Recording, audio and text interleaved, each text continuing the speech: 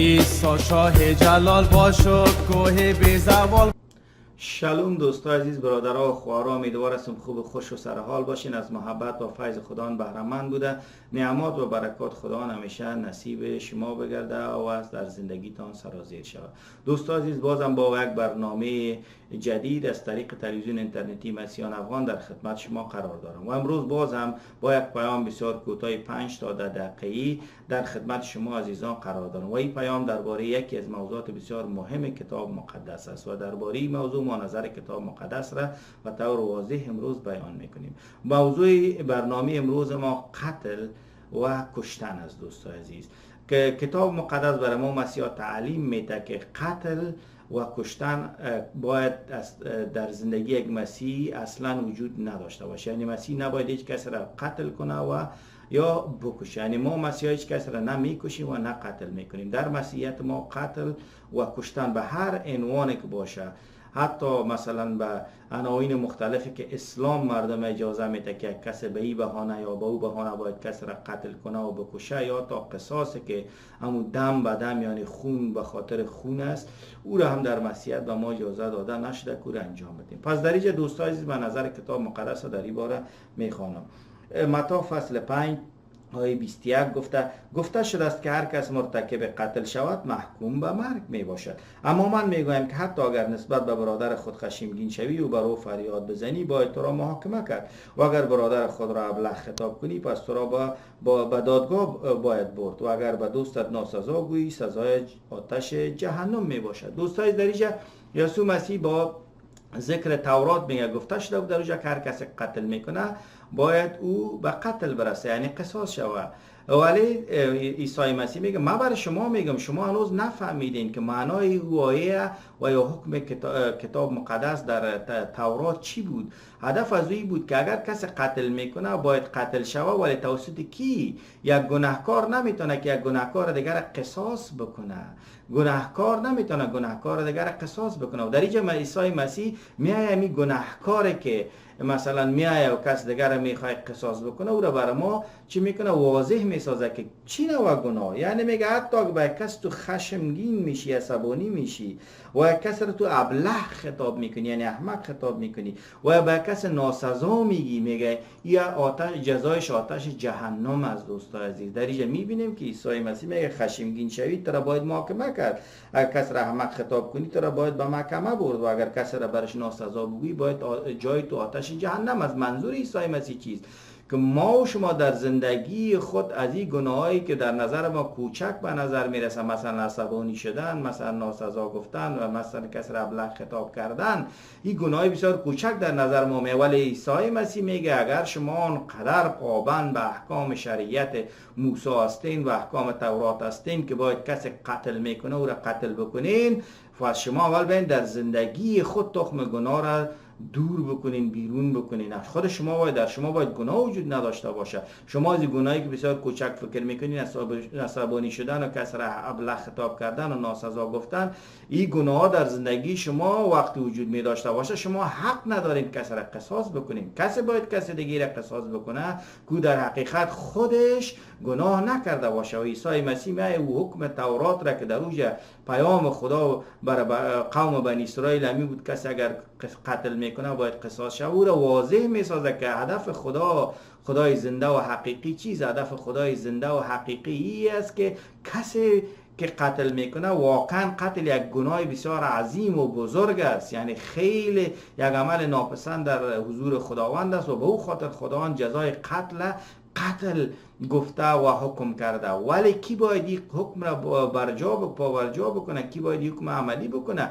کسی که خودش گناه نداشته باشه. ولی میگه حتی گناه چیز، میگه حتی خشمگین شدن، حتی کسی را ابله خطاب کردن، حتی کسی را ناسزا گفتن، این گناه است. وقتی گناه در تو وجود داره، تو پس چطور میتونی یک انسان دیگر را که هم گناه کرده که قتل باشه مورد قصاص قرار بدی؟ پس در این صورت ما و شما میبینیم که در بشر هیچ کس بیگناه نیست و چون همه گناه کردن، پس قرار نیست که گناهکارای دیگر را محکوم بسازند، مگری که بین به خدای زنده و حقیقی یسوع مسیح ایمان بیارن و خدا اونا را پاک بسازه. وقتی که پاک ساخت، یکی از احکام خدای زنده و حقیقی است که شما ببخشین.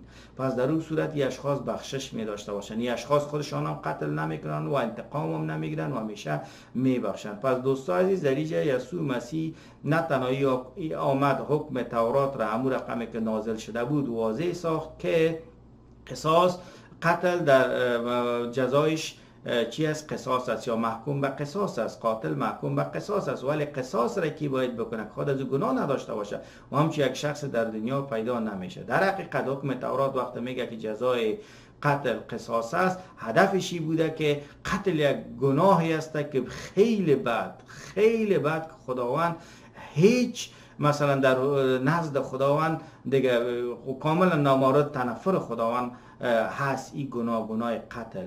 ولی امور رقمی که یک قاتل یک کس را قتل میکنه، قصاص کردن قاتل توسط یک شخص دیگه که خود از اون گناهکار است بدتر از او قتل اول است. دوستان عزیز، یسوع مسیح میخواد ایره برای ما و شما واضح بسازه که اگر یک کس آمد گناه کرد، قتل کرد، یک گناهکار دیگه هر گناهی که باشه، خرد و کوچک و بزرگ، در مسیحیت گناه کبیره و صغیره وجود نداره. هر گناهی کرده باشه او گناهکار است او شخص و قرار نیست که یک گناهکار بیاید یک گناهکار دیگر مورد به خاطر گناه مورد قضاوت و محکومیت قرار بده و حکم قصاص بر سر از او به خاطر قتل جاری بکنه، چرا که خود گناهکار محکوم است به مرگ ابدی. پس به او چی برسه که برای گناهکار دیگر محکوم بسازه؟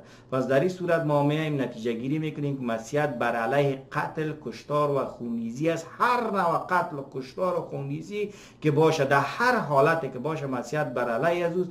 به مسیح اجازه نمیده که کسی را به هر نامی که باشه مثلا قتل بکنن و بکشن. به هیچ عنوان مسیح نکشن، غیر مسیح نکشن، هر کسی که باشه به هیچ عنوان کسی را اجازه قتلش در مسیحیت نیست. و دوم دیگه، اگر کسی قتل هم میکنه، مسیحی ها چون میدانند که گناهکار بودن ولی به واسطه خدای زنده و حقیقی یسوع مسیح بخشیده شدن و امروز هم از اونا گناه سر میزنه و به واسطه فیض خدا گناهشان دوباره بخشیده میشه، پس اینا هیچگاه یک قاتل را مورد قصاص، عمل قصاص قرار نمیدن، بلکه او را میبخشن، براش دعا میکنن تا خداوند او را هدایت بکنه از او کار دست بکشه. اگر دست نکشه، خداوند عادل است به او جزا میده. پس دوستان عزیز، مسیحیت بر علیه قتل، بر علیه کشتار.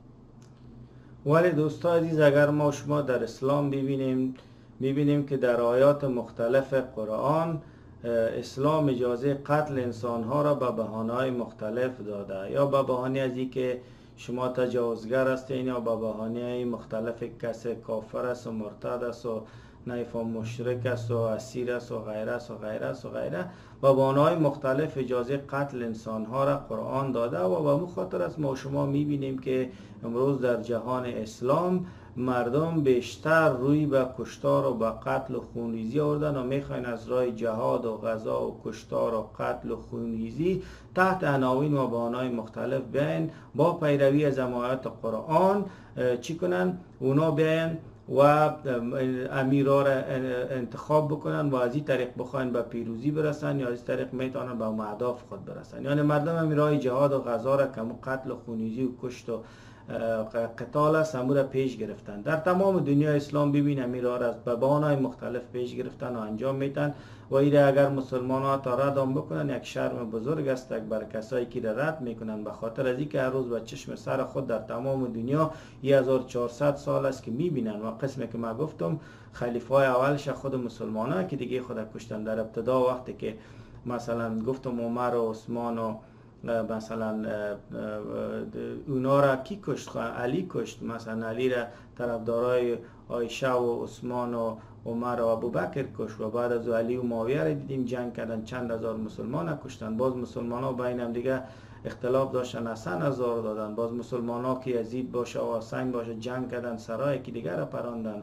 و مثلا است تا به امروز ما شما ببینیم که مشکلات وجود داره و اسلام هیچ وقتی رد کردن نمیتونه. اگر رد کنه مثل عزیز که بگوییم که آفتاب ما با 2 انگشت پنهان کردیم که هیچ وقتی پنهان نمیشه. و قتل و کشتار خونریزی اسلام تحت عناوین جهاد و غزا و غیره بیخی برملا و آشکار است و شما این را میتونین در سوره های توبه، در النساء، در محمد، در مائده و غیره و غیره، خصوصا در این جا و البقره در این جا شما بسیار به خوبی میتونید که برین البقره را بخوانید، سوره البقره و النساء و محمد و توبه و النساء و همی سوره حتی النجم و غیره و غیره در اوجه بسیار باسانی شما میتونید که از درباره قتل و خونریزی و کشتار که اسلام روا دانسته بخوانین و هیچ کس پنهان کرده نمیتونه، مگر که باز راهای مختلف دروغ بکشن و میفهمیم که دروغ گفتن هم بر عفو اسلام که باشه برای مسلمان ها جایز است.